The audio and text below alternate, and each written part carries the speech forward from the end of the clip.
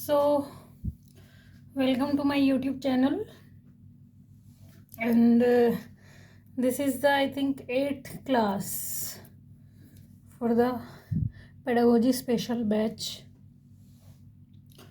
Yesterday we have started, the day before yesterday we have started the second unit, which is child development. Yesterday I have discussed 2 to 3 topics which was related to brain plasticity. Today I will discuss the new topic, which is difference between growth and development. So what is growth and development? What is growth? What is development? Growth क्या होता है बताओ? मैंने आपको बताया भी था कि ग्रोथ क्या है. देखो, हमें डिफरेंस करना सबसे पहले आपको पता होना चाहिए what is growth and what is development.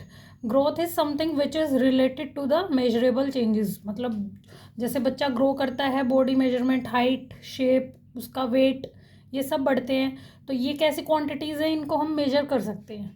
Major का मतलब मापना. आप हाइट को माप सकते हो, कितनी हाइट होगी, 2 फीट, 3 फीट, 4 फीट, है ना. ऐसे ही वेट को माप सकते हो आप, शेप को, साइज़ को नाप सकते हो. तो ये किस में आता है? ग्रोथ में. ग्रोथ वो है वो क्वांटिटी, मतलब क्वांटिटेटिव एक फिनोमिना है जिसको हम मेजर कर सकते हैं. वहीं पे जो डेवलपमेंट है वो एक क्वालिटेटिव फिनोमिना है. क्वालिटेटिव और क्वांटिटी मतलब ग्रोथ है किसी का पार्ट है, ठीक है. ये ब्रॉड कॉन्सेप्ट है. इसमें ग्रोथ भी आती है, प्लस में इसमें क्वालिटेटिव चेंजेस भी आते हैं जिनको हम माप नहीं सकते. फॉर एग्जांपल कॉग्निशन, किसी का मेंटल लेवल, किसी की इंटेलिजेंस, ठीक है. बहुत सारी चीज़ें आती हैं. तो ये डिफरेंस है. एक तो ये क्वांटिटेटिव है, ये क्वालिटेटिव प्लस क्वांटिटेटिव दोनों है. ये मेजरेबल है, ये इसको हम मेजर नहीं कर सकते. Then the next difference is related to physical changes. ये मैंने बता दिया, फिजिकल, मेंटल और behavioural change, organisation of body. इसमें तीनों आते हैं. PCSC मैंने बताया था ना, फिजिकल, कॉग्निटिव और सोशल, इमोशनल, वो सारे चेंजेस इसमें आएंगे. इसमें सिर्फ आप फिजिकल चेंजेस देखोगे किसी की बॉडी में, तो उसको हम बोलेंगे ग्रोथ, ठीक है. फिर ये मैंने बता दिया, can be measured, can only B assessed. सिर्फ इसको हम असेस कर सकते हैं. किसी का मेंटल लेवल हम ये बता सकते हैं कि अच्छा ये इतना मैच्योर है, ये इतना मैच्योर है, इसका IQ इतना, असेस कर सकते हैं, मेजर नहीं कर सकते, ठीक है. इसलिए ये नैरो डोमेन है ग्रोथ, क्योंकि हम इसको मेजर कर सकते हैं. एक छोटा फिनोमिना है.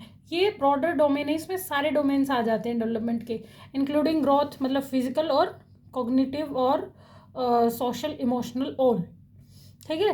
Then the next difference is, ये ग्रोथ जो होती है ये रुक जाती है after a point of time, life long नहीं होती. बट डेवलपमेंट जो है वो क्या है, गोज ऑन लाइफ लॉन्ग चलता है. मैंने आपको बताया था, कल करवाया, जब वोम टू टूम चलता है, जन्म से कब्र तक, ठीक है. तो ये था डेवलपमेंट और ग्रोथ में differences. Then the next point is factors affecting growth and development. कौन कौन से फैक्टर्स हैं जो अफेक्ट करते हैं ग्रोथ और डेवलपमेंट को? एक इंटरनल फैक्टर्स होते हैं, एक एक्सटर्नल फैक्टर्स होते हैं. इंटरनल फैक्टर में क्या आता है? डिजीज़, इंटेलिजेंस, उसकी हेल्थ. कि बच्चे की ग्रोथ और डेवलपमेंट को इंटरनल फैक्टर कैसे इफेक्ट करेंगे. अगर बच्चे की कोई बीमारी होगी, डिजीज़ होगी, तो ऑब्वियसली उसकी ग्रोथ में भी नेगेटिव इफेक्ट आएगा, ठीक है. डिजीज़ तो नेगेटिव इफेक्ट ही डालेगी और उसके डेवलपमेंट में भी नेगेटिव इफेक्ट आएगा. जैसे कि आपने सुना होगा, एक बार जब छोटे थे एक चैप्टर आता था बोली का, तो उसमें उसको बचपन में ही पोलियो हो जाता है, ठीक है. तो उसको, उसका पूरा डेवलपमेंट आगे आने वाले टाइम में इफ़ेक्ट करता है वो उसको. तो ऐसे ही है, इंटेलिजेंस भी इफ़ेक्ट करती है बच्चे की ग्रोथ और डेवलपमेंट. अगर अच्छा है बच्चा, इंटेलिजेंट है, तो वो उसकी ग्रोथ भी बढ़िया होगी, डेवलपमेंट भी अच्छा होगा. अगर डल है बच्चा, तो वो उसको नेगेटिवली इम्पेक्ट करेंगे उसकी ग्रोथ और डेवलपमेंट को.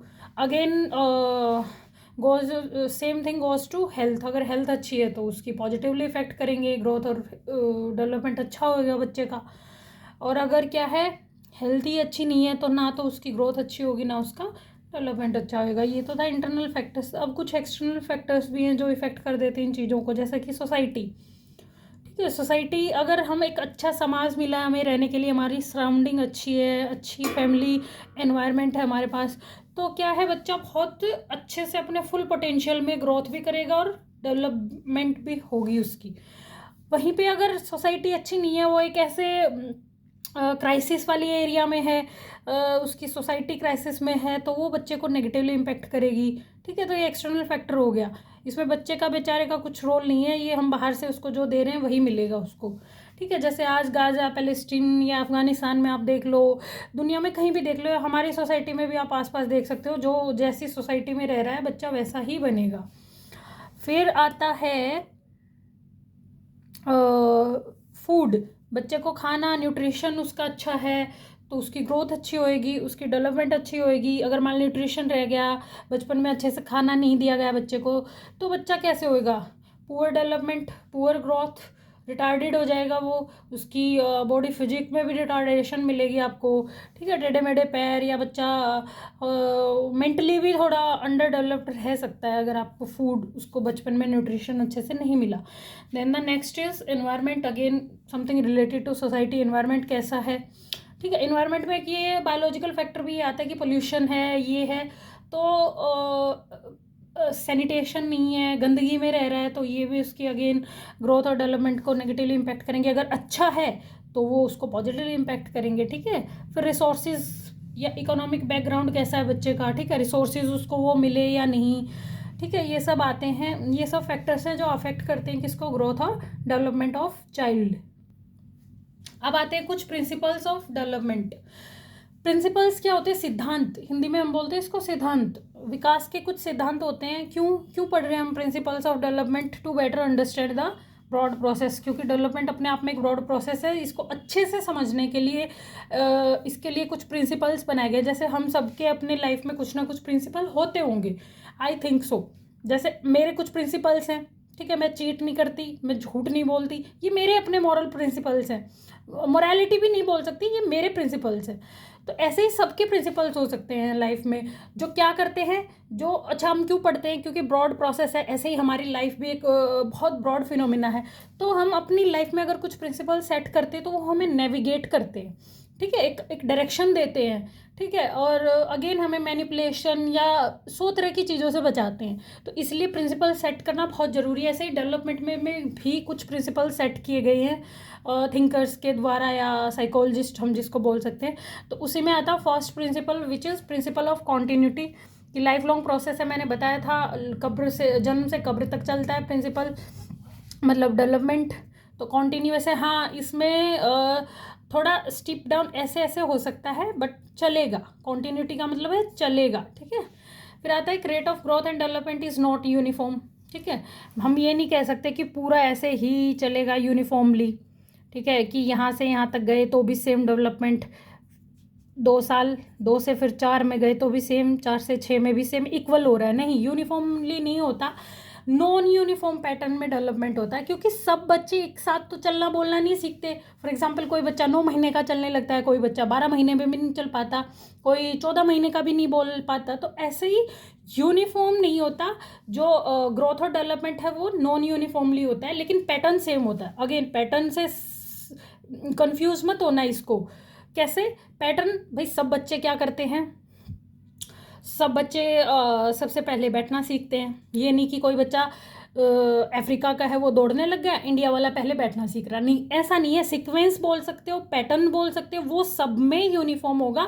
बट क्या है, जो रेट है, जो स्पीड है डेवलपमेंट की या ग्रोथ की, वो डिफरेंट होती है, वो यूनिफॉर्म नहीं होती। राइट। फिर इसके बाद आता है प्रिंसिपल ऑफ इंडिविजुअल डिफरेंस, कि हर किसी में इंडिविजुअल, हर कोई एक जैसा नहीं होता, सब में बहुत सारे डिफरेंसेस होते हैं। तो ये भी एक प्रिंसिपल है डेवलपमेंट का।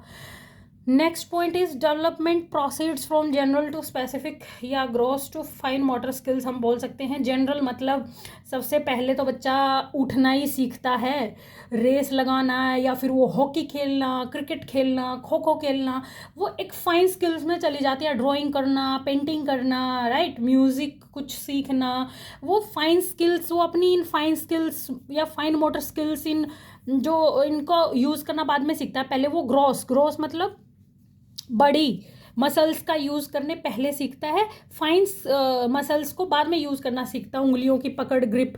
पहले तो देखा है बच्चा पहले हाथ से ही पूरा ग्लास अपनी बॉडी के चिपका लेगा, या रोएगा भी तो वो उसकी पूरी बॉडी हिलेगी, ऐसे हा करके रोएगा, ठीक है। बाद में वो बड़ा होता जाता है तो कंट्रोल आता जाता है उस पर। तो ऐसे ही हम बोल रहे हैं कि development proceeds from general to specific. पहले बच्चा जनरल चीज़ें सीखेगा, उसके बाद स्पेसिफिसिटी या फाइन मोटर स्किल्स पे जाएगा। Then the principle of inter relation, again मैंने बोला फिजिकल और कॉग्निटिव, सोशल, इमोशन, ये सारे के सारे क्या हैं, इंटर रिलेटेड होते हैं, एक दूसरे से जुड़े हुए होते हैं और एक दूसरे के साथ मिलके फंक्शन करते हैं। ये नहीं कि एक बार में सिर्फ फिजिकली काम कर रहा होता है या कॉग्निटिव या सोशल या इमोशनल फैक्टर काम नहीं कर रहा होता। Again then the principle of integration, PCSC मैंने फिर से बताया, works as a single unit या एंटिटी, एक सिंगल यूनिट की तरह काम करते हैं, एक सिंगल एंटिटी की तरह काम करते हैं, मिलके सारे फैक्टर्स एक साथ काम करते हैं। इसके बाद आता है प्रिंसिपल ऑफ डेवलपमेंटल डायरेक्शन। जो हमारा डेवलपमेंट होता है बच्चे का, उसकी एक पर्टिकुलर डायरेक्शन होती है, ठीक है। तो 2 टाइप की बताया है, PC मेरे नाम से याद रख सकते हो, पूजा चहल, ठीक है, तो am so famous you know. तो फिर आता है CP भी या PC, आप जो आपकी मर्जी आप याद कर सकते हो। P फॉर प्रॉक्सिमोडिस्टल, C फॉर सिफेलोकोडल, ठीक है। तो 2 टाइप से इन्होंने बोला डेवलपमेंट की डायरेक्शन होती है। तो cephalocaudal, cephalo is a word which is related to brain या हेड, ठीक है, आप हेड बोल सकते हो। तो सिफेलोकोडल, कोडल मतलब टो, हेड टू टो, ये हमारे सर से नीचे टो पैरों तक जाता है एकदम, ठीक है।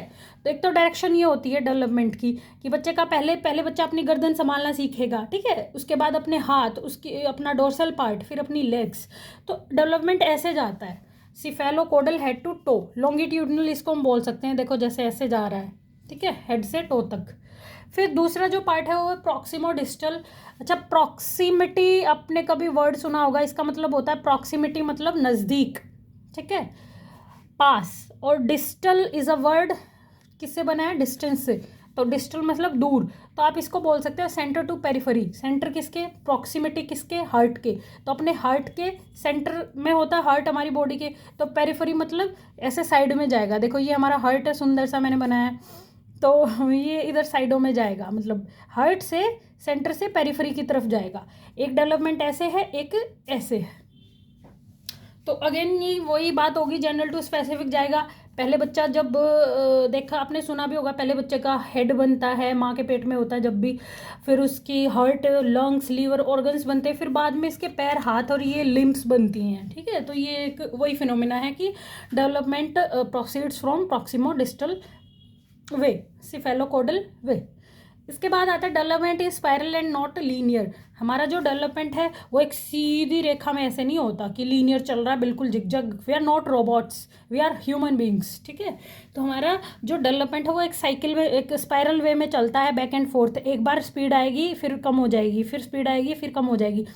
जैसे बच्चा आपने देखा होगा 6 से 12 साल की एज में उसकी हाइट कम बढ़ती है, ठीक है।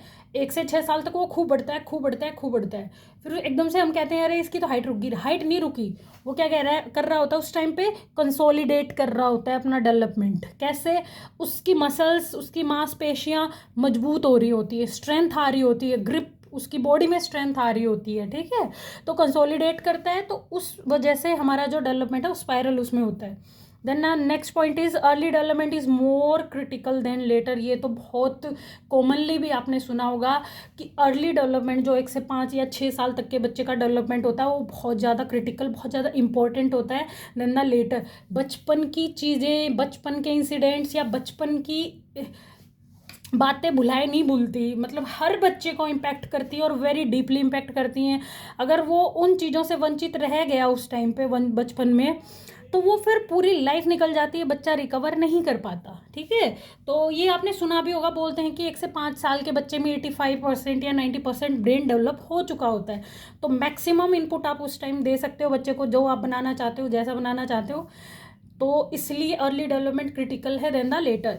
Now the next principle is development क्या है, मेच्योरिटी और लर्निंग का प्रोडक्ट है। जैसे वुडवर्थ ने बोला भी था कि डेवलपमेंट क्या है, हेरिडिटी प्लस एनवायरनमेंट का प्रोडक्ट, कि हेरिडिटी माँ बाप से क्या मिला है और उसको एनवायरनमेंट में फिर क्या मिला है।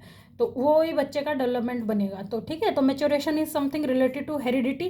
कल मैंने आपको बताया भी था कि unfolding of heredity is maturation, है ना। और इन्वायरमेंट क्या है हमारा, लर्निंग, इन्वायरमेंटल एक्सपीरियंस की वजह से फिर लर्निंग होती है।